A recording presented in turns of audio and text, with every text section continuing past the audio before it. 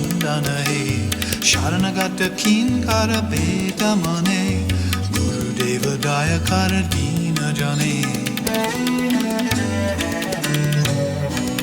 Redhi kandara tamasa bhashkara he Tumi Vishnu Prajapati Shankara he Parabrahma Parat Paraveda bane Guru Deva Dayakara dina jane Om Vedanta Siddhanta Niruktiresha Brahmaiva Jivaham Sakalam Jagatcha Akandarupa Stiti Reva Muksho Brahmadvitiye Shrutayaha Pramanam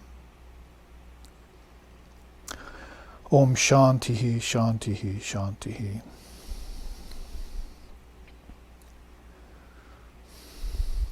It is the apt and final conclusion of the Vedanta that all is Brahman. Time, space, living beings, and the world. Living in constant recognition of this fact is what is called enlightenment. Brahman is pure and perfect, and one without a second. And the revealed scriptures are the sure and certain proof of this fact. Om peace, peace, peace.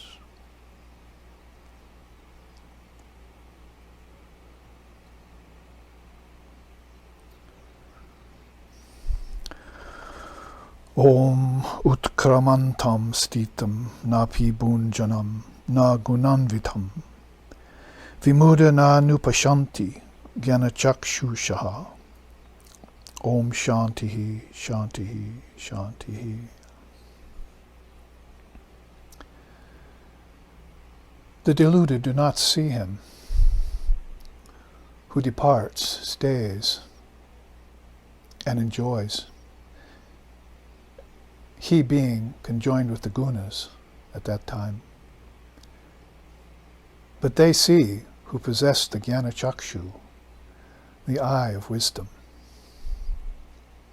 Om peace, peace, peace.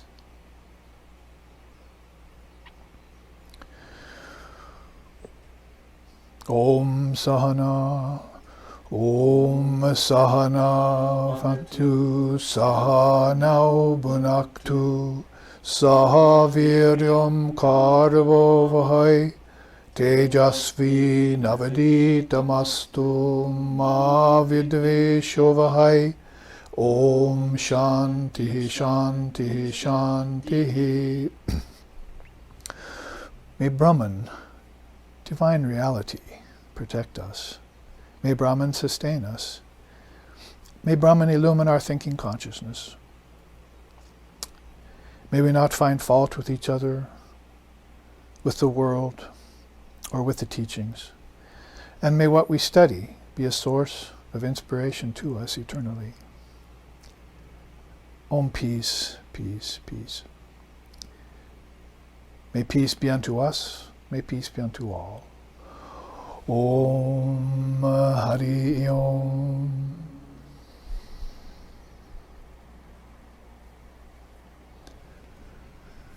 The time has come for our second class in a series of 4 classes, which has to do with the very esoteric title called Jnana Chakshu, which I just chanted about, chapter in the Gita, I think 10th chapter, and Sloka 5 if you want to look it up. So the Jnana Chakshu, Sri Krishna mentions, is that center there, which Kundalini Yoga refers to as the 6th chakra, probably the highest chakra, because the 7th is not really a center as it's defined. It's where all these nadis, or these subtle nerves that are flowing inside, conducting various things like prana and psychic prana and shakti, and hopefully Kundalini Shakti herself coming up the 3 central channels. That is as far as it goes before non-duality takes over. You might say that there's 2 pedals there, so there's still a slight sense of I and thou, could be described as witness consciousness or Atman at that time. Shankara likes to say that in his Vivekachudamani, where he talks about taking the word and words and merging them in the mind, and merging the mind in the intellect, and merging the intellect in the ego, then merging the ego into the witness, Sakshi Bhutam. And finally, merging all of that into Brahman, as if that's one meditation. You can do that every day, to, at the end of each day maybe, to remind yourself that all is Brahman, which is the second chant I gave. Brahmadvitiye, it's Brahman is one without a second. That's all that exists. Everything else is a offshoot, or an expression, or a manifestation, or a projection, or an illusion. Different grades of describing the appearance of the non-actual, or the appearance of the mutable, or the appearance of change, the appearance of transformation, the appearance of transitions, the appearance of name and form, time and space, and cause and effect. You can go on with Vedanta listing all of these very nicely with a sound philosophy, because that's what's standing you in good stead. And I would say the fullest understanding would come to the person in full possession of that kind of higher wisdom. We call it Paravid.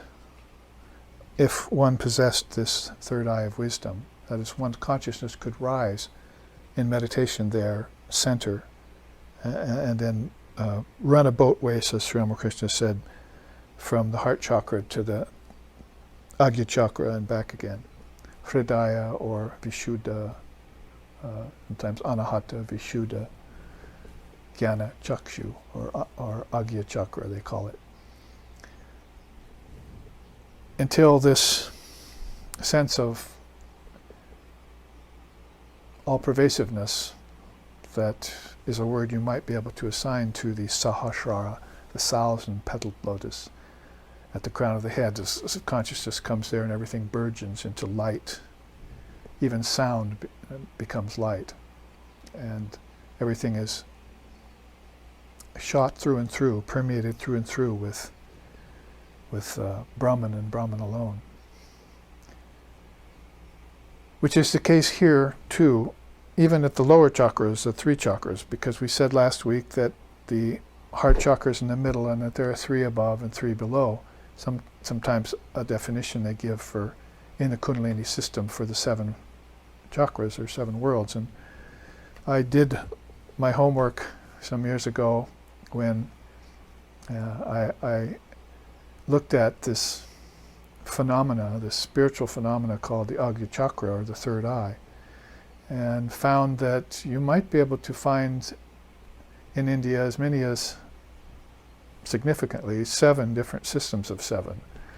I thought it was very apropos that each rishi that was, or each luminary, sometimes even an avatar, classed very high, had talked about or spoken from the standpoint of an interpretation of 7 that was prevalent in India all that time. As I said, even in other traditions you've heard about, Judaism and Christianity and so forth, 7 castles or 7 tiers of consciousness or awareness. And so India maybe was the one that not only expounded that originally, but kept it going through many ages. And that's what I want to look at briefly today. We won't take a lot of time with it, but I want to go back to the Wisdom Eye chart that we didn't finish last week.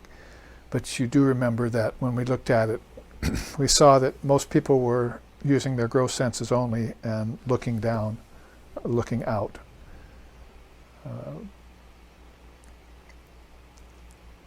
And then there was the ability gained by a practitioner to look inward using 5 subtle senses.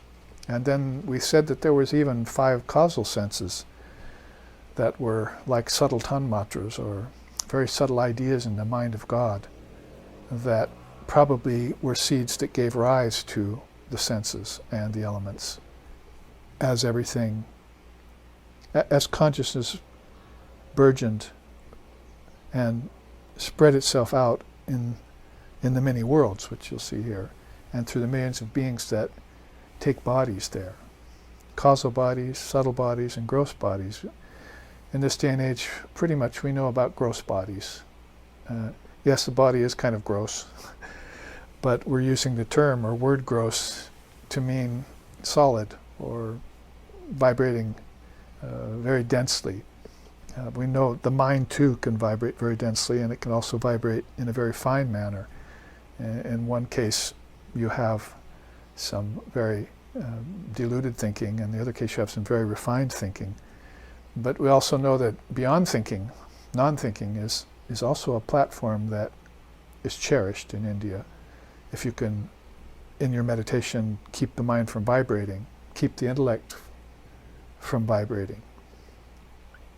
That's more in line with the subtle, with the causal, deep sleep we'd call it, or the causal state, where the intellect stops vibrating, ego stops owning, and the mind turns from dual to non-dual, and the thoughts disappear, or they become very refined, like they did when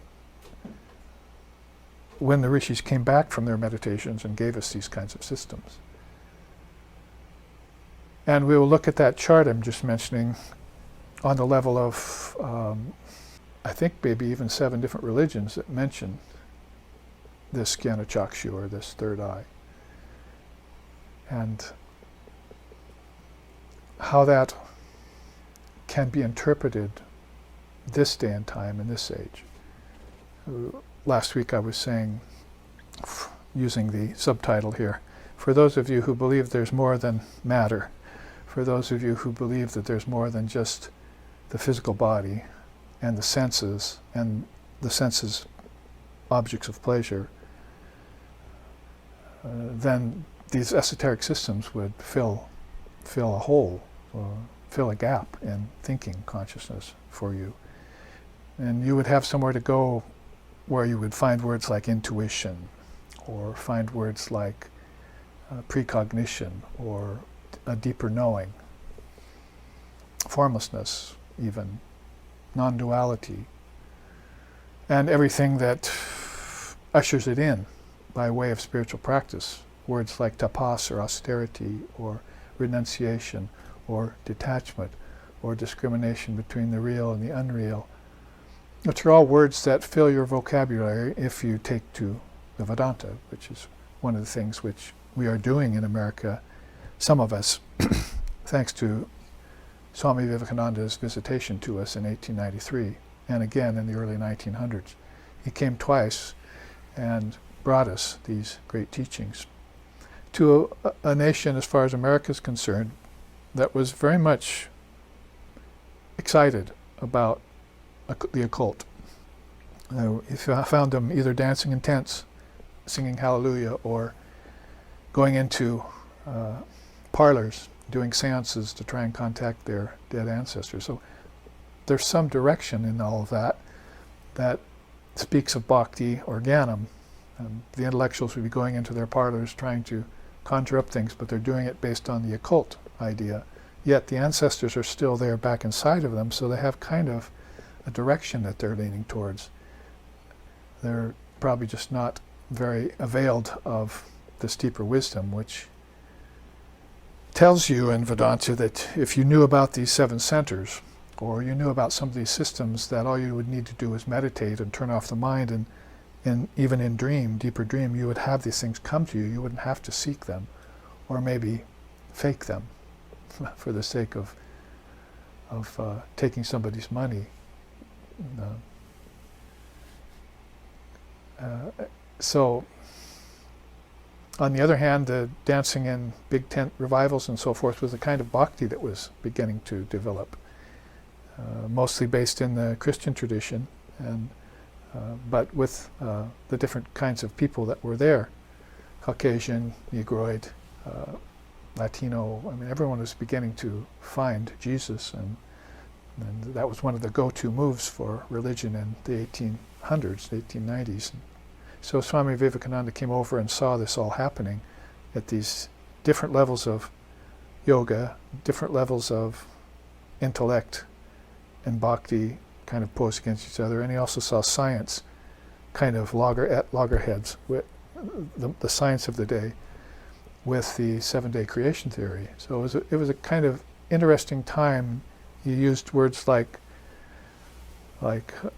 fomenting, a culture that's fomenting and beginning to rub against these principles and conjure up something, bring something up that might act as a sort of knowledge for them, a sort of basis to understand. So for those people who have been seeking for explanations to what they feel intuitively, or maybe they've had past lifetimes where meditation has been a part of their life and their culture, because how many lifetimes could you have had in America by the time Swami Ji was there? It wasn't long since the Boston Tea Party was hardly done and over with, so there was still a very, very young culture, as we are even today. And that's why we probably good for us to take recourse to these systems, these dharmic systems, because it will fill in some of this desire, this thirst for esoteric answers, or answers to questions that science and fundamentalist religion aren't answering, and maybe even just vague references to it in religion, like heaven, where your ancestors went, but there's no real defining place there beyond heaven, or non-duality, or formlessness, or emptiness, or words like that, which probably wouldn't be interesting to a culture that's pretty much absent of a monastic community. Not very many monasteries or people retiring from the world.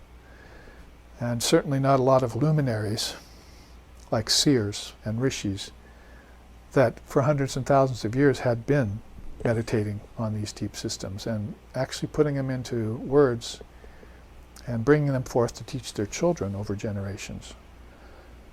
So all of that is a kind of semi-historical look at something that's eternal and timeless, brings us to a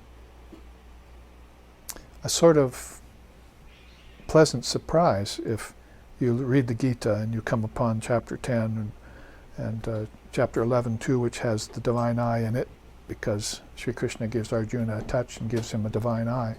So in several chapters of the Gita, the Jnana Chakshu is mentioned. And if you come upon that in a scripture like that and you're very interested and you have nowhere to go with it in your own culture or your own upbringing, then you're going to have to be satisfied to say that there was a culture somewhere that gave rise to such an idea, or if you want, a principle. And then you'd be led towards a system like Kundalini Yoga. And you'd find out that there were 7 such centers, and you'd try and navigate them. Maybe you'd try and figure out, as I was saying last week, which center am I at right now? Or how can I awaken this power that Sri Ramakrishna talks about in the Gospel of Ramakrishna? Our real Kundalini master really was in Sri Ramakrishna in the 1800s. The world's recent and most current Kundalini master was there in the form of that great avatar of Kali. Why not? Because Kali is that same Kundalini Shakti that's rising. And people are looking for her to rise when they do these certain practices. A Kundalini teacher who was worth his snuff and knew his material would say, "Have you uncoiled your spring yet?" would be how they would put it. And the practitioner would say, "What do you mean, sir?" He says, "Because she's coiled, in the base of the spine. And by certain practices that you'll release her, and it's like a spring, like this." And that's exactly the image of the 3 main nadis, the the Sushumna, the Ida, and the Pingala. The Ida and the Pingala go like this up the central channel. So it's like a spring that's been coiled and then all of a sudden released by certain practices. And the evidence is that these beings feel her release in the form of deeper knowledge, bliss, refined emotions like devotion and so forth, inner knowing, omniscience, omnipresence, omnipotence, the 3 ohms I like to call them. So all of these things are visited upon the practitioner time and time again, who is constantly working on, if you want to put it in just today's words, keeping your consciousness balanced and buoyant. So Ramakrishna talked about the hot air balloon.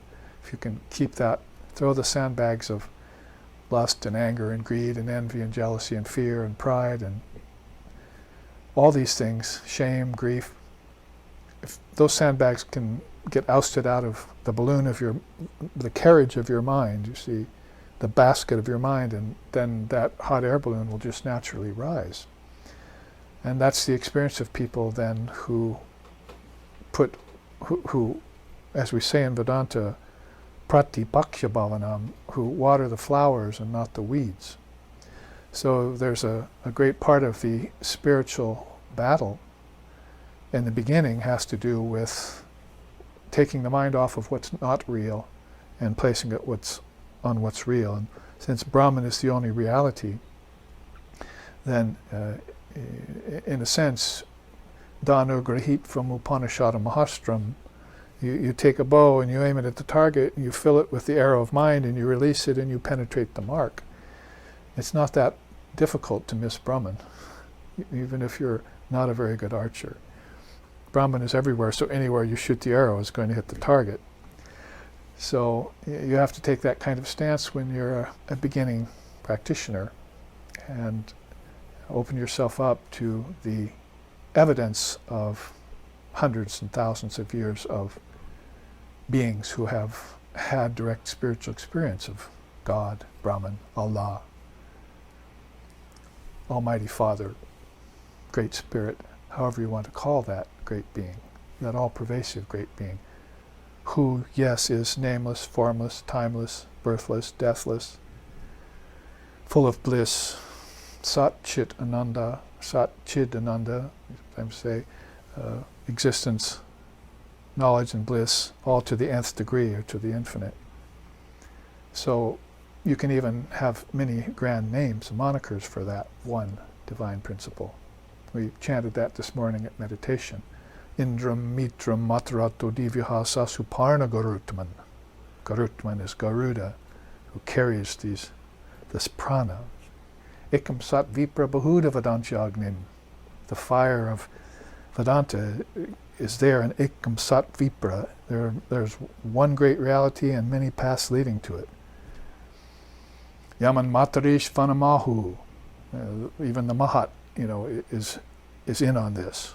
So the god of fire, Agni, the god of the carrier of the consciousness, the winged carrier of consciousness, it's called Garutman, Garuda, and Indram, the god of gods, Varuna, the god of the elements. All of these beings are in on this great secret of spiritual awakening and the adventure of consciousness, we were calling it last week. So in this second week, in the second installment of Jnana Chakshu, or the third eye, sometimes affectionately called, we will look at some of the other religions, the way they looked at it, but we want to stay right now inside of India for a second and look at these 7 systems I found that I'm saying here, I'm proposing, might just be considered to be that Kundalini Shakti system as it was explained by rishis in various time periods of India. This is all inside of India now. So let's go across the top first. Let's look at some of these great beings. First you had Patanjali talking about 7. Patanjali is who? The father of Patanjala, or the 8-limbed yoga, the authentic yoga, not what we're mistaking for yoga today in the West, and generally now even in India and the world, is trying to dumb it all down or relegate it to hatha only or physical only. That's probably somewhat natural for people who aren't aware of Kundalini Shakti to do so, to think of it in terms of everything as matter, especially when science is really kind of across the board religion of the world today. They're materialists.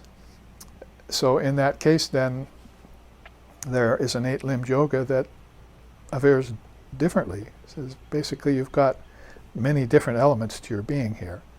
You've got physical, but yes, you've got emotional, you've got psychical, you've got intellectual, you've got philosophical, you've got spiritual.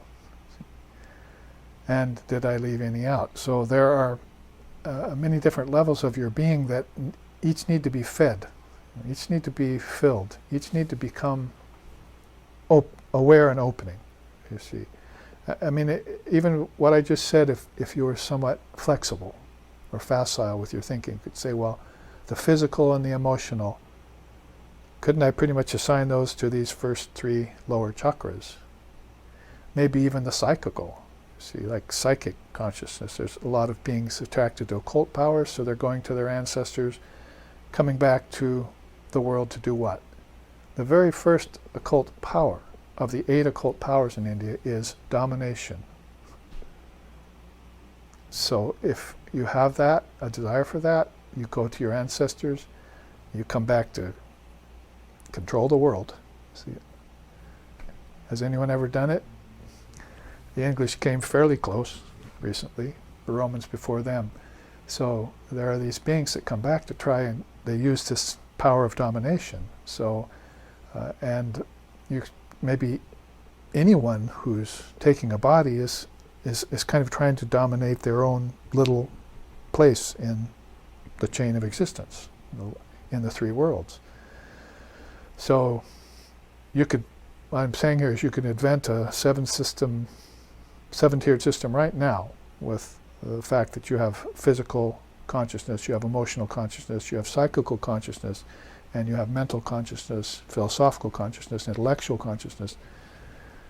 So you could see then basically how they would put together systems like this. So Patanjali was very recent, really, according to India's time frame.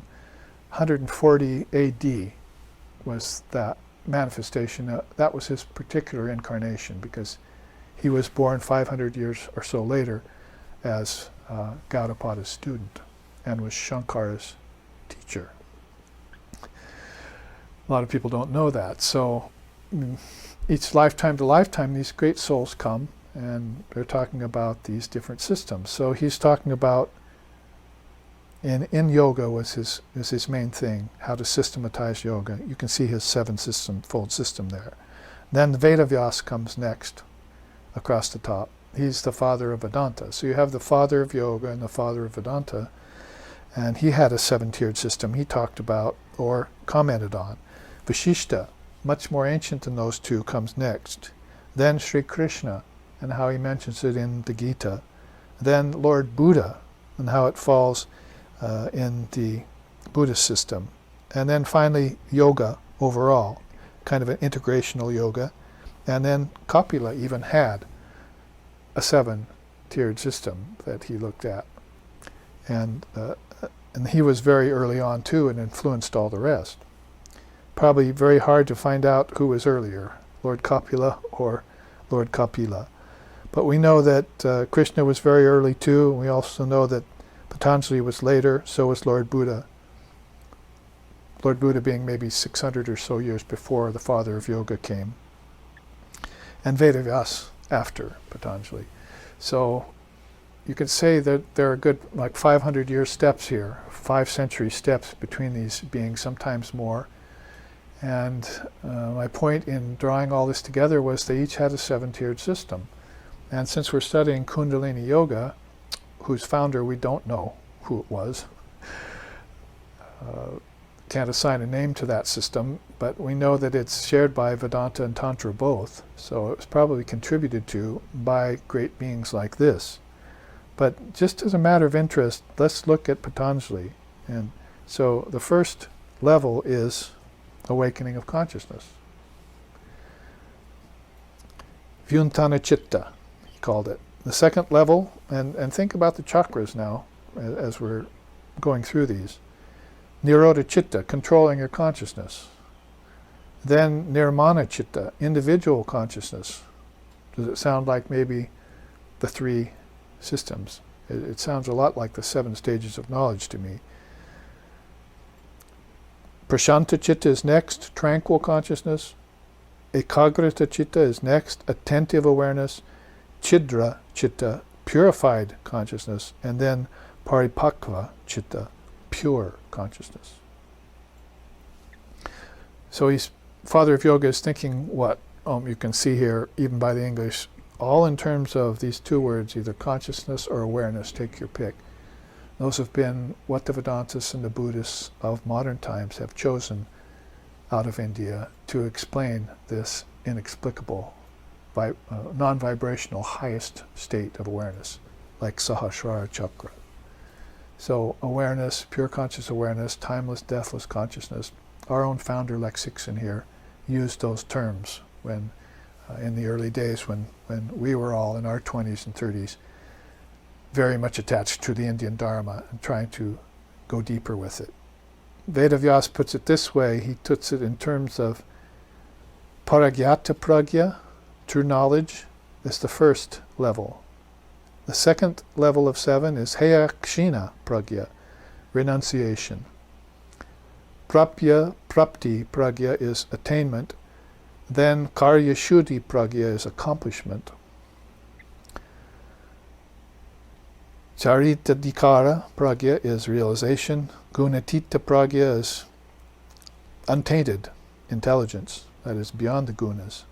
And then finally Swarupa Matra Jyoti, self-illumined consciousness. Swarupa Matra Jyoti, that's the light of mother, you might say. So you can see some, again, 500 or more years between the time of yoga and Vedanta, as far as their founders in this particular day and age, how they were looking in terms of 7 levels of knowledge, or 7 chakras, or 7 states of awareness, however you're going to want to look at that. 500 years may not sound like a lot, and it's not a lot in India, as far as philosophically speaking goes, but it's a long time for human beings here on earth, in which you could have some 5 or 6 lifetimes, or more. Let's look at the ancient Lord Vashishta, the mind-born son of the Trinity, Lord Brahma. He puts it in terms of Subhecha, which means you start with right desire. Second level is Vicharna, right reflection. Tanu Manasa, then the mind dissolves, or it acquires the ability to dissolve and reform itself consciously. Sattvapati, self-realization, dawns. One of Vashishta's favorite ways of talking about the dissolution of conditioned consciousness. Asam Shakti is non-attachment, then Padartha Bhavana, transcendence, and Turiya, beyond knowledge. Some of that might be familiar to all of you because we've studied that specifically in the 7 stages of knowledge that Lord Vashishta taught to the young avatar, Sri Ram, in that famous scripture, Yoga Vashishta. Let's look at Krishna's recounting of 7 levels.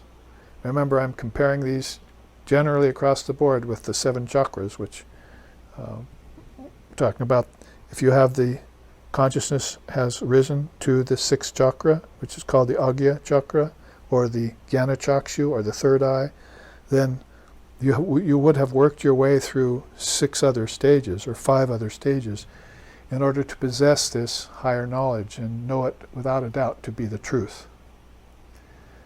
And if you know the truth shall set you free. Isn't it true? So this is what they're considering levels of knowledge leading to the highest truth in these days, in these past times. Krishna puts it in his usual very accessible way, antaha jnana, inner knowledge. That means you don't necessarily go looking for inner knowledge. It's already there. So you think of it as being inherent in you. That also is very, very yogic as far as the 7 stages of yoga. All knowledge lies within you is how that's put. Or the kingdoms of heaven lie within you is another way you could say that. Dukkha samyoga viyogam is the elimination of pain. Krishna talks about that in the Gita. It's desirable in both, in all yogas, to not just put up with pain. It awakens you first. It's probably a better wake-up call than pleasure is, because pleasure tends to hypnotize you into rounds of more of the same, but pain tends to want to develop detachment from both pleasure and pain, because eventually you realize that the two are same faces of the same coin. Two faces of the same coin. You're going, first you're trying to escape pain by getting pleasure, and then you realize that you're just led back to pain again. And as soon as you realize this duality, which Krishna calls dvandva mohena, a deluding pair of opposite, like sukha and dukkha, because he's using that here, dukkha samyoga viyogam, then you'll withdraw from both dualities, and naturally you'll be led towards a non-dual kind of state or thinking. Your mind, and you can look back at the one just before it, once you start to have right reflection, you see, and once you want to renounce maybe the dualities and control your consciousness, you can, if you look across the board and don't just let the last 3 systems go just because you're looking at the 4th one, but try and make the connections, and then you can see how these thinkers were very much on board with one another, concurring with each other. They conferred so they could concur. So, and then these systems were born, and based on past knowledge, they stayed for thousands of years in place, so that we can be recalling them, all 7 of them, right now in so-called modern times. Taking a little bit more time on Krishna's because it's so accessible. Then he calls it, the next stage, samadhi sampadanam, attaining samadhi.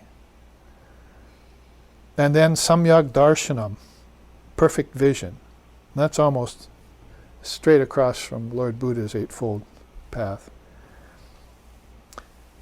Then nitya mukta, absolute freedom. Then trigunatitatvam, dissolving the gunas. And finally, brahmanishta, immersion in Brahman.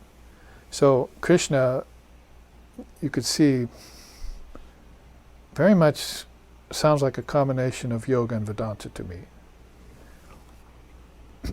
And of course he was earlier than the father of yoga by many, many centuries, if not millennia, and earlier than Vedavyasa's Vedanta at the time too. Let's look at Buddha, since we're going through this quickly, where if you have this eye of wisdom, then these 7 systems are not unknown to you, no matter what age you lived in. And you're not deluded, as I chanted at the beginning of the class, when the Lord departs, stays, and enjoys. He mans the 5 senses and gives them up. He mans the body and gives them up. Mans the mind, takes over the mind and intellect and gives them up. Then people think, oh, in a deluded way, you see, it's coming, it's going, I can't figure it out, where is it? I can't put my finger on it. I can't build my house on bedrock then. You see, it's all shifting sands to me. But they know that when this appearance of coming and going is happening in front of their senses, whether it be the gross senses in waking state or the subtle senses in dream, they know there's a solid principle underlying it all, an eternal, unmoving substratum, because they've opened up this eye of wisdom. And whichever way they did it in whichever age, some great soul came along and told them, here it is again, here it is again, here it is again. There are 7 worlds. And we'll look at that next. Let's look at Lord Buddha's, and this will be familiar to you.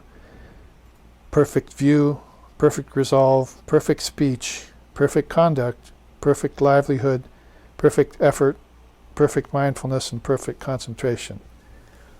Well, I threw 8 at you there, but I couldn't resist the temptation because it's very, very important to look at Lord Buddha and Buddhism in this day and age. It's also been one of the religions from the East that has penetrated a little deeper into Western thinking than most of the other ones have. Because yoga is not itself here. It's just physical. And Vedanta is a new kid on the block. Neo-Vedanta, we call it. We'll probably have to wait for some centuries for that to have its rise and its presiding. So then let's look at yoga overall. Yoga talks about samyak jnana. There's a wisdom transmission that needs to happen. Then you get khyati, discernment and clarity. When you get that clarity, the rain cloud of virtues rises in you. Then there's destruction of blemishes, then dispassion towards the gunas, then destruction of karma and obstacles, and finally the attainment of non-dual samadhi. So these are 7 levels of yoga which are known there and by which the soul can proceed. Every one of them worthy of meditating upon and considering. Each one of them is very powerful. Looking back, maybe earliest of all, maybe discounting Lord Vashishtha's time, but Lord Kapila, the Samkhya system very early on, talks about gaining the 5 preliminary perfections. So he's talking about it in terms of selecting and contemplating a spiritual path, which is what I just mentioned we're doing.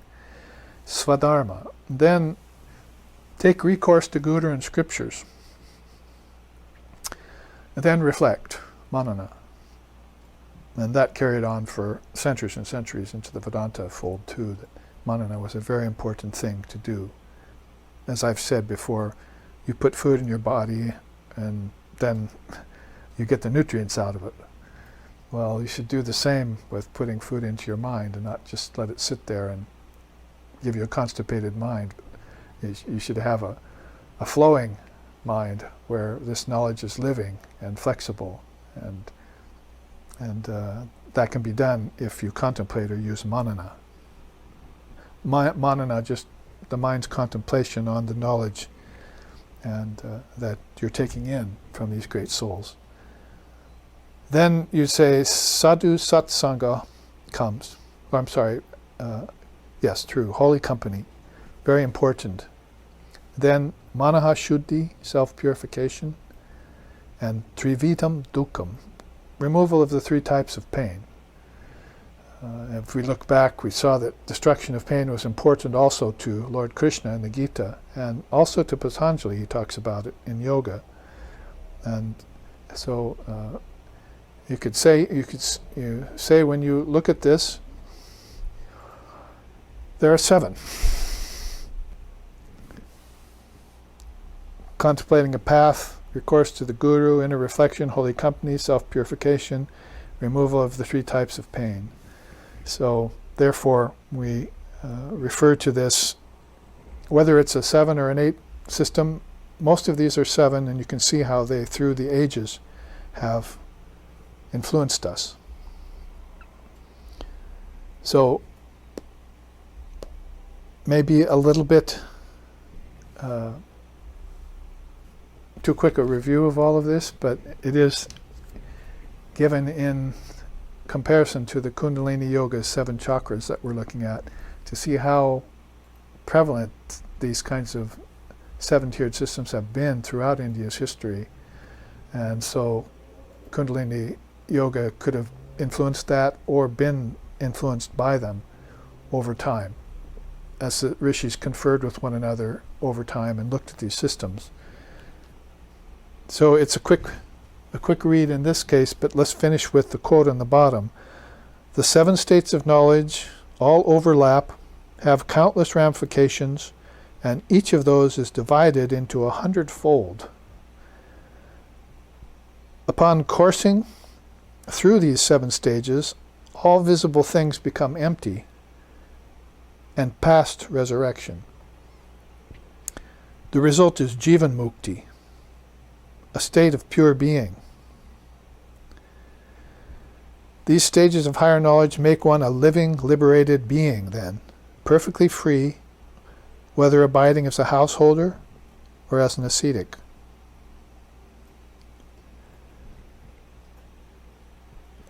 And then an analogy here. The earth moves, causing the illusion of the movement of the sun, but the sun does not move. Just so, nature, or Maya, is moving, changing, unfolding veil after veil, turning over leaf after leaf of this grand book called life, while the witnessing soul drinks in knowledge in stages, unmoved and unchanged. So it's a good description again of your witness consciousness, Sakshi Bhutam, or your Atman, watching, no matter what stage consciousness is moving to, or what tattva it's moving through, which sense it's occupying in any given activity that it's undertaking. The witness is always there watching, so that's very beautifully said. And this is actually, this quote I put together, a combination of 3 different rishis who gave these 7 systems across the top. And of course at the end we can recognize Swami Vivekananda's words about the appearance of the movement of the sun, but how in nature and Maya it's all apparent movement, and the soul witnesses. As it does, it should drink in this knowledge, and maybe it should know that it's in 7 different levels that it can drink that in. And of course there's that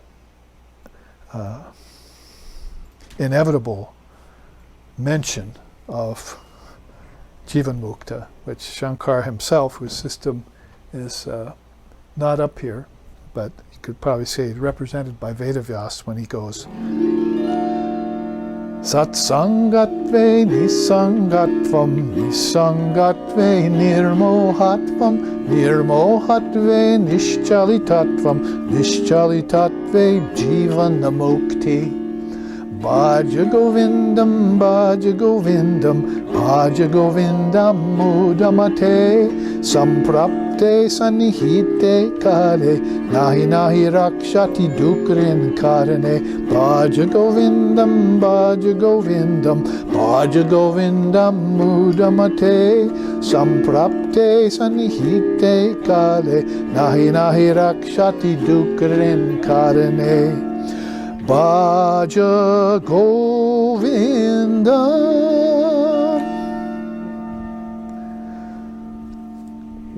2 verses out of that epic masterpiece. Stotram we call it, or even a bhajan, but what it's saying there is Satsangatve Nisangatvam, from Satsangatve, from holy company, see, which is mentioned right here. Comes freedom from delusion, nirmohatvam. Nir means extinction of, moha means delusion. And from nirmohatvam comes nischalitatvam. Nischala, or nischaya, is steadiness, really. So you get steadiness after delusion has been removed. And then from steadiness you get Jeevan Mukti, living liberation in this life. Nischalitatvam Jeevan Mukti. So that's why it's always brought up, my teacher brought it up many, many times in his talks. At least that word crossed his lips 3 or 4 times in every discourse I ever heard him give in the Vedanta societies. Jeevan Mukti. He wanted the West to produce a Jeevan Mukta. I'm waiting, come on. A Jeevan Mukta, or for us to attain Jeevan Mukti. So you might say that could be approached. If you possess the 3rd eye of wisdom, it might be yours already, depending on how adept you are at manning the 3rd eye. And we'll look at that in a second. Beings that are very have great ability in that way. While we're still on the 7-tiered systems, then I want to show you this chart, which has a newly colorized, the 7 spheres, 7 worlds, 7 chakras, and 5 koshas. So now we can bring in, by proximity, close proximity, the 7 chakras and look at them. But we can also make it a little bit more personalized by showing the beings and the worlds that they go to. Because these are, that we just went through, are definitely 7 stages of knowledge. It would be nice if we thought of those as worlds, because all our knowledge here is a world inside itself. You can get knowledge of biology, or knowledge of chemistry, or knowledge of anything, forestry, or weather, or viruses, which everyone's thinking about right now. You can get knowledge of everything, and they're all kind of a world inside of themselves. So if you're too attached to the physical, then the causes of these things aren't going to be open to you and known by you. You'll be measuring basically by an outer instrument all the time, which are the 5 senses. But if you started to look at things in the way the rishis looked at them, as lower to middling to higher levels, like the 4 stages of the word. Everything comes out of supreme state, which is formless, suggests ideas next. That's called Pashanti. Then comes down to putting together everything in the mind, ideas, words, knowledge, vibration, light, intelligence, pulls all those together into subtle worlds, and finally down to the lowest state or grossest states of Vaikari, which is this physical world. Everything is taken from grand ideas and concretized into objects. Holy Mother used to say that all the time. You look at the object, it's just mind made manifest, she said. All objects came out of your own mind is where she's going with that. So the mind has then access to these higher levels of knowledge, whether you want to put it in the sense of what I was saying earlier. You have physical, you have emotional, and you have mental, and you have psychic, and you have intellectual, and you have philosophical, and you have spiritual levels of your being. That's almost a 7-tiered system right there that your consciousness can move between. If you really want to put it more simply, then you go Advaitic on the whole thing and say waking, dreaming, and deep sleep, and you spread the 7 out over that. But don't forget to include Turiya, because he did. He puts it in terms of Turiya, or beyond the gunas. So if you, this is actually my segue into the idea that there are beings in these worlds. So this makes it more personalized for you. So across the top there, we see another line of things to consider. Tattvas, which are principles, physical, mental, intellectual principles inside of you. Sheaths, or coverings, or koshas they're called. Spheres, or they're also called brahmandas, worlds. And dvipas and vortexes, or chakras. So maybe we want to look first just to remind ourselves of the 7 chakras over at the far right of this chart, your far right. You can see there it's the Muladhara, and then the Swadisthana, if we're going from bottom to top, of course. Muladhara is the root chakra. Swadhisthana is the 2nd chakra. Manipura is the 3rd chakra. And then you have Anahata at the heart, Vishuddha at the throat, symbolically speaking, of course. Agya at the 3rd eye, so there's your wisdom eye, or your Jnana Chakshu, as we chanted at the beginning of class. And then Sahasrara, the 1,000-petaled lotus. While we're there, and so we keep our mind freshly on this system, let's see what the English on the side of those have to tell us. At the Muladhara level of root chakra, base chakra, they align it with the base of the spine, using physically the body as a template. It says, those with sinful karmas gravitate to the 7 lower worlds as ghosts and asuras, eventually gaining a chance for a physical birth again. So the Muladhara chakra has a passageway into hell.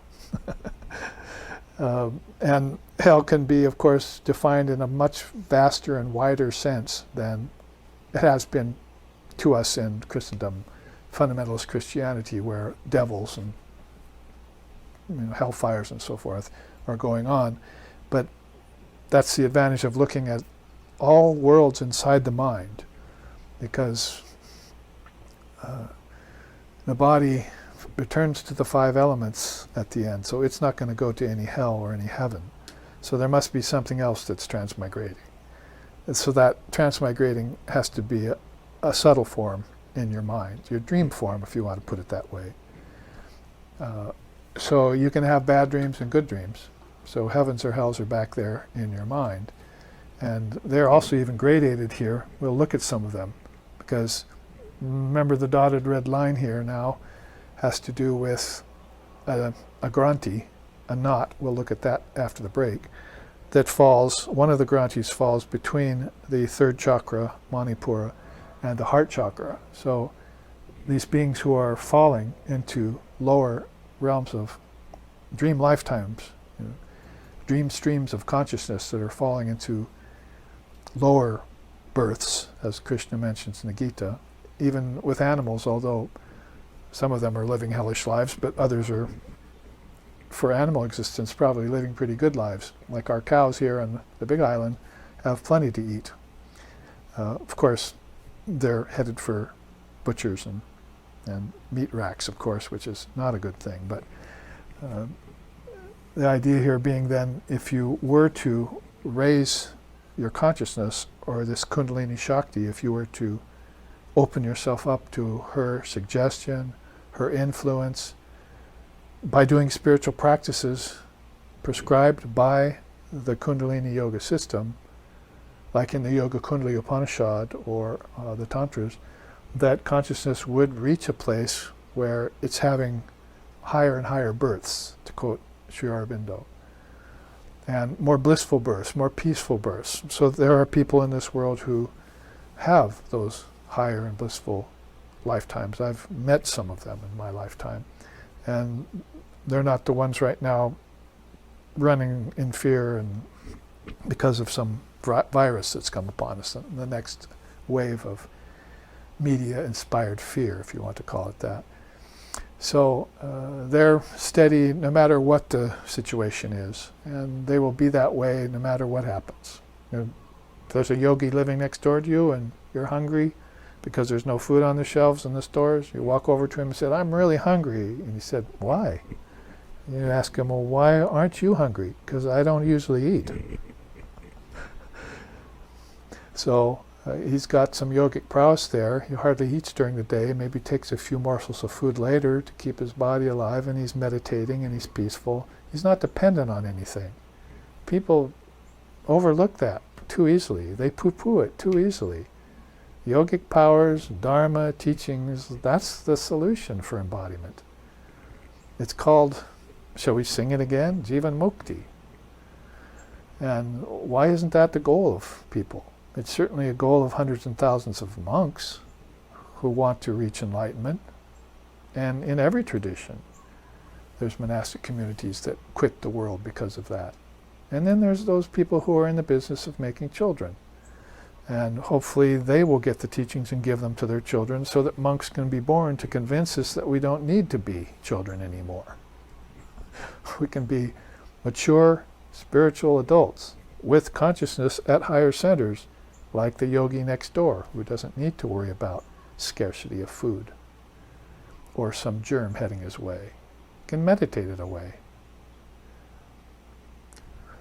It's only got a 12 or 20 year shelf life. 12 or 20 hour shelf life, I hear, so meditate it away, you see. Wait it out. Why be in fear of death? Because death is an illusion.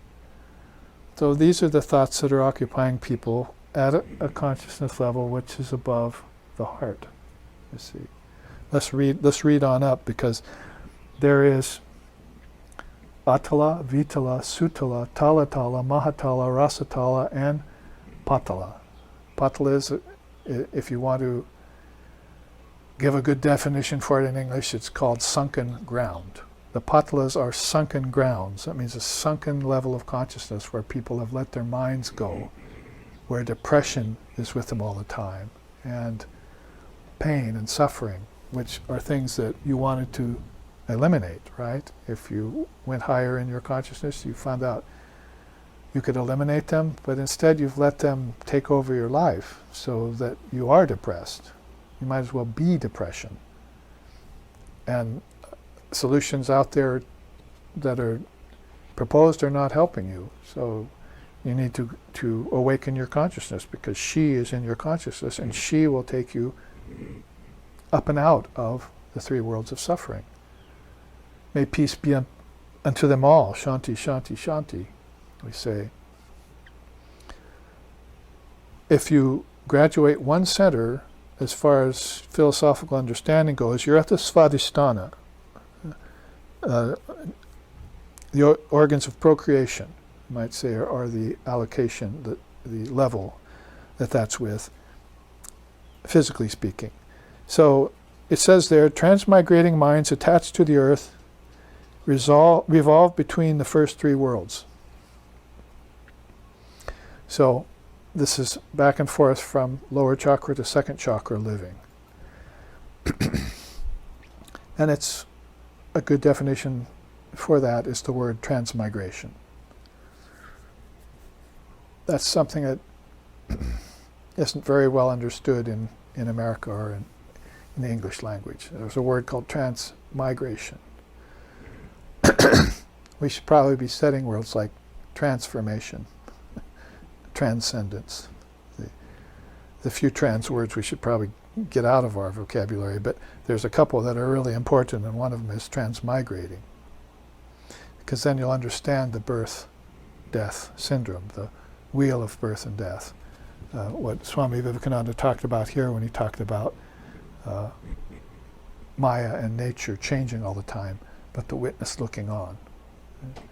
The witness would be looking on then from a higher center, but first, through the ancestors, the Montipora is usually seen right there at the third chakra, at the pit of the gut, or the stomach, physically speaking.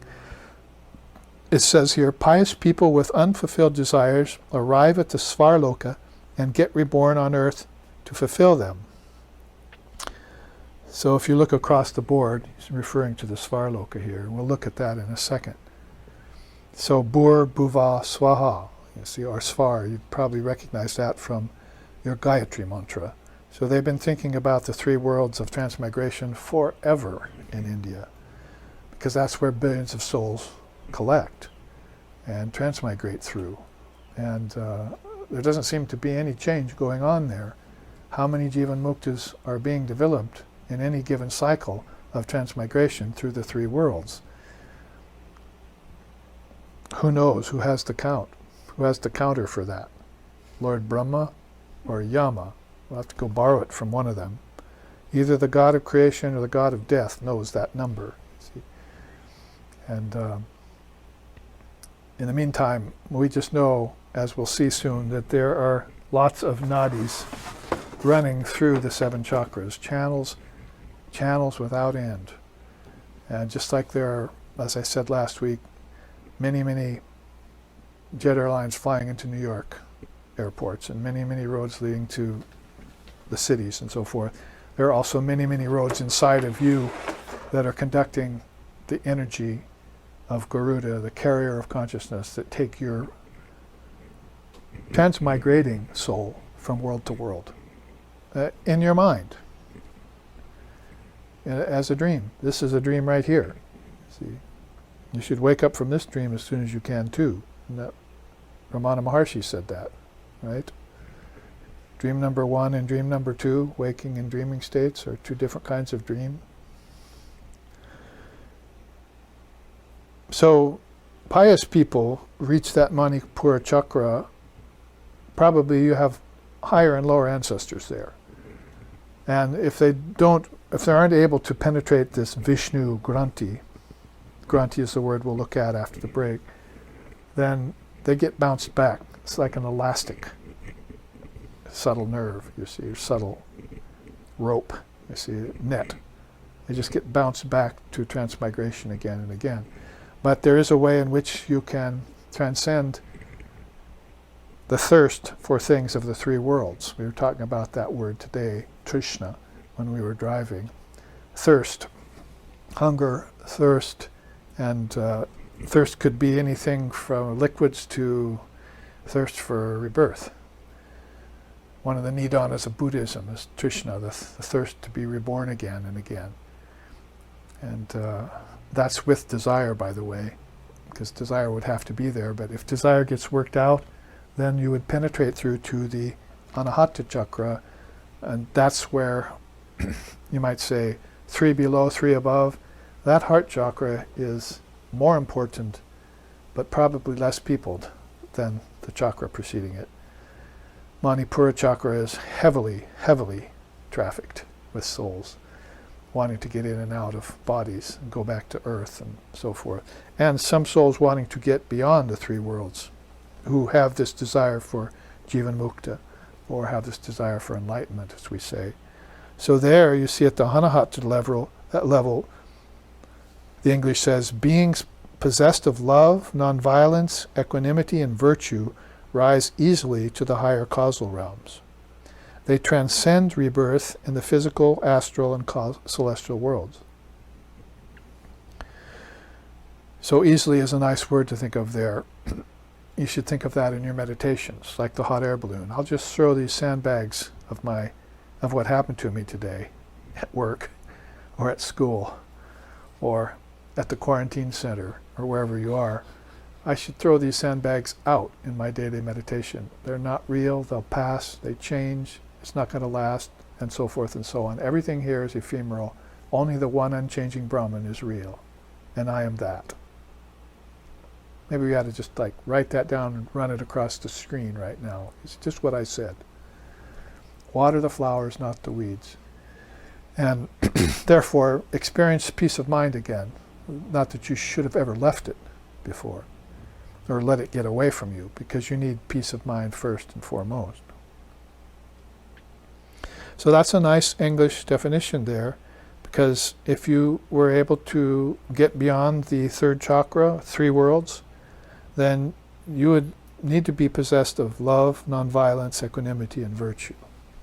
And we can see that things like the rain cloud of virtues here that we looked at are very important to the seven-tiered system of yoga, for instance. Then there's the Vishuddha Chakra at the heart. We're good review right now because we maybe confused ourselves a lot with this chart. See, it was too much information in too short a time. I'm just giving it quickly so you can see throughout India how many seven systems there are.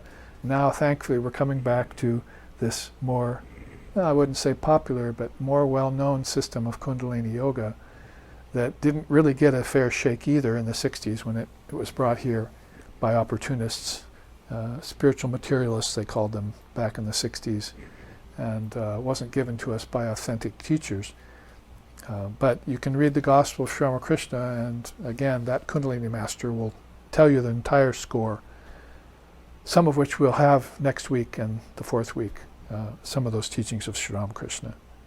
The Vishuddha Chakra then is there at the throat, and beings possessed, we're going upwards towards the throat and the third eye. So we kind of take them together at the center of speaking and understanding wisdom, and the center of approaching non-duality, the wisdom eye they call it, Jnana Chakshu. The assignment there in English is, those souls nearly free of all desire for the realms of embodiment go quickly to the higher worlds, there to merge with Brahman in due time. That we would understand the due time part of it when we look at the seven worlds. Here, we'll look at them in a minute, because it's there at the realm of the Tapaloka and Brahmaloka, which you're approaching the Trinity, or the great conscious principles of Brahma, Vishnu, Shiva. Call them Ishvara, or Avatar, or Chosen Ideal, Ishtam. Beings who are rising inward ascension, we call it, into their own consciousness, having access and communion with, it's called darshan in Sanskrit, communion with these great beings. So you can be accomplishing all this while you're still in the physical body. That's something that has to be said. Just because you go beyond your ancestors and get to the heart chakra doesn't necessarily mean that you've given up your physical body. That's particularly the case with people who are adept already at this ladder, seven-tiered ladder, and people who are first experiencing these higher worlds in a series of lifetimes. And they both will have to keep the physical body for different reasons, but it's not like you're thinking of, I have to die in order to get enlightenment. Jeevan Mukti is, as we look back on it, a living, liberated condition. You're still in the body as you experience it. And thankfully, we as well, because these beings then were able to give the physical world this transmission. Isn't it the very first thing, transmission of knowledge, that yoga talks about? You need samyak jnana. One of my friends once said, when I come back here, if I have to come back again, I want dharmic parents. So I'm going to ask the Lord, if I'm reborn again in the physical earth after this, dharmic parents, because they're going to give me the wisdom transmission. I said, well, you better not be born in America then, because we never got it from our parents as we grew up. Maybe more and more we will, if we can get this wisdom available to us. And again, entertain it and digest it, hold it, manana, in our minds long enough, so that it can become a part of our lives, our samskaras, and will attract children to us who are interested in that. So that's one of the things that these souls are wanting to have. That's why they go beyond the three worlds. So what else to say here but that at the Sahasrara Chakra, illumined souls transcend the Brahmaloka and merge with Brahman. So since we went up the seven chakras, let's go down the seven worlds. Brahmaloka was just mentioned, so it's a realm of the sacred Trinity. So what could you say about it from the non-dual perspective? It has form. So if you're seeking formlessness, and there are a number of souls in any given cycle who are, then it's probably not going to satisfy you. Nice place to visit, I wouldn't want to live there, kind of thing, because I'm headed for the seventh chakra. I want absolute freedom. I want to know what Brahman is like. I want to merge with Brahman. We just said that there are beings who want to merge with Brahman. Beings who do not hold that idea yet, they can stay at that loka, or even other lokas. But you can see even the next loka down, Tapar Loka, which if you want to put it across the board with the Ajna Chakra, the third eye, is a realm of austerity. Tapas means austerity. So these are beings that, of course, do not desire anything in the three worlds. We have to keep that in mind when you study this. Oh, it's Tapar Loka, let's go there, it's real high. How is it real high? It's so high that you can't see anything anymore. It's like going up in the sky in a hot air balloon. Everything disappears down there. So, how can you explain the bliss of being high in a hot air balloon? So you just see clouds, that's all you see. Why is that so blissful? Why is it so peaceful? See, what is the aesthetic value of it? How can you define it in words? Because everything else shrunk away and you realize that none of that exists anymore. You see yourself. So you don't want to X that out of the equation. See that the Atman, the witness, is now there with its eye totally open. Which eye? It's one eye. Because beings with two eyes are being deluded down on earth, down in the three worlds. But being with this single eye open are not deluded here. They're still giving you the wisdom transmission. And with all these concomitants that go with it. And we'll look at those as far as tattvas, you see next. But coming down from, if you want to just put a transparency over this, that this is the Sahasrara Chakra and this is the Ajna Chakra, you come down to the throat chakra and you've got Jnana Loka, realm of the seers. Why is there a realm of the seers? Because some beings do not want to merge in Brahman to prove anything. They already know Brahman. They want to hold a subtle body or a causal body so that they can work with beings below the line, see, below the Vishnu Granthi. They know there are souls who are pious, who are trying to get through that elastic membrane, that subtle elastic membrane of consciousness. The curtain of nescience. That's why I composed a chart called the curtain of nescience and showed you basically what it consists of. If there's a membrane there and I bumped up against it, I would find out that it's made of fear, doubt, belief in duality, and other such things. And that these were at a very primal level. My fear would be that I'm afraid to go beyond the three worlds because I still have some desire for them.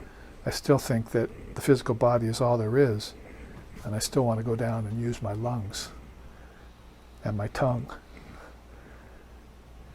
and my ears to hear sweet music and my eyes to see desirable things. And I have a fear of giving those up. It's primal in me, see.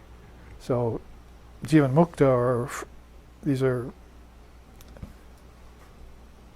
these are very adept and powerful souls with lots of inner strength, virya. They have powerful, they're like Hanuman, that they would be able to pierce through in both directions the curtain of nescience. Oh, I got beyond my ancestors. Well, good for you. Now can you go back to them? Would be what a Vivekananda might ask you. Can you penetrate in reverse form back to the three worlds and come through again and go through back again and come again? That takes a lot of determination, a lot of resolve, and a lot of inner strength. You just do it once and you're free, good for you. But will you be pulled back again by these desires? Or did you really get free? What is freedom? Moksha. You got to look at the seventh level of every one of these to find out how they've explained what freedom was to them. So that's why there's a realm of the seers, so that we can take recourse to them in many ways. Then the fourth chakra, heart, we're putting that across the board with the Maharloka, realm of the sages. Hard to describe these, but you might say that's where the Mahat, or Indra, the god of gods, are dancing with their beloved devotees. And the heart chakra, of course, also a lot of things to say about it, but unlike the Taparloka where you don't have many things to say about it, and all of them good, at this chakra you have lots of things to say about it, and all of them are good too. Now coming back down again into the three worlds, there's Svarloka, realm of Indra and the gods, I just said. So then Bhuvarloka, realm of the Munis and the Siddhis, which, by the way, are not very high in consciousness. There are words used there. And Burloka, the realm of the humans and animals, and insects and plants and so forth. So these three realms, these three worlds, known as the three worlds, which are in our Gayatri mantra, Bhur, Bhuva, Swaha, are in need of help. They're in need of peace, peace, peace. That's why we end all of our mantras with that, Shanti, Shanti, Shanti. Really, anywhere above these three worlds is not in need of peace. They already have it. And they were seeking it, and they probably attained it here, and then able to translate it into pure gold of their consciousness and penetrate through the Vishnu Granthi, which again we'll look at after the break.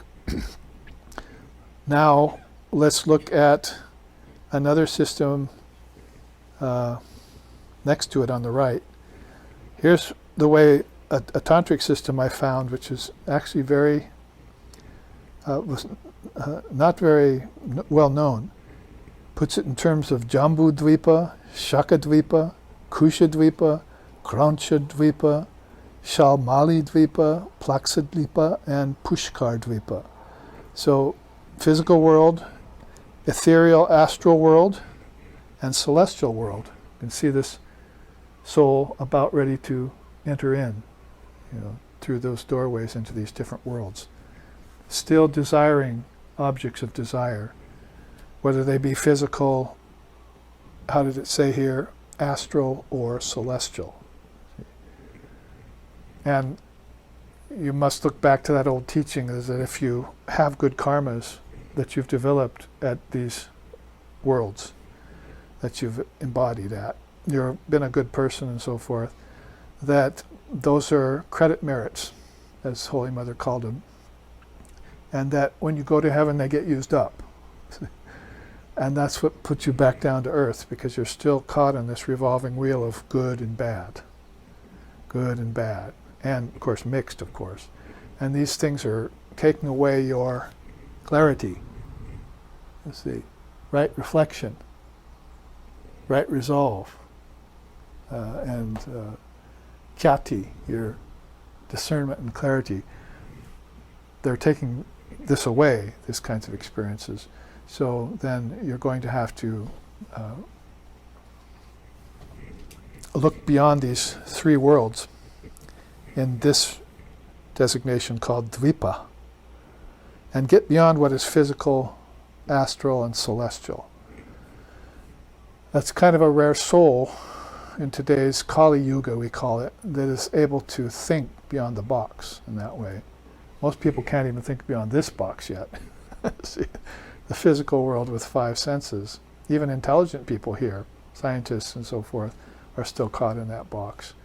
They're not entertaining or open to these inner worlds, and where they go tonight and dream and so forth. And even intelligent Western physicists and psychologists are not entertaining other lifetimes and other worlds that you go, or maybe even looking at these states of your consciousness that change, that take the soul without killing it to different levels of consciousness. It can come back again, whether it went to hell or whether it went to Jeevan Mukti. It can come back again. It moves, it doesn't move. When it moves, it doesn't cause any change in it. It's a movement of your consciousness to different realms that were projected by your mind, by the minds of billions of beings and gods and so forth, like Indra. But there you are, bouncing back again, into it and out, into it and out. And so it's an accompanying teaching with what I was just saying, that you can gain Jeevan Mukti but still wake up here in the body, a free, a living, liberated soul. India has seen many of them. Avatars are like that. So going through those three quickly, then we see that there's an intermediate causal world, a higher causal world, and a subtlemost world, is how these dvipas would get described. Causal world, there's just no better word in English than the word causal. We're glad we have it. So there's gross, there's subtle, and there's causal. And that's how to explain waking, dreaming, and deep sleep.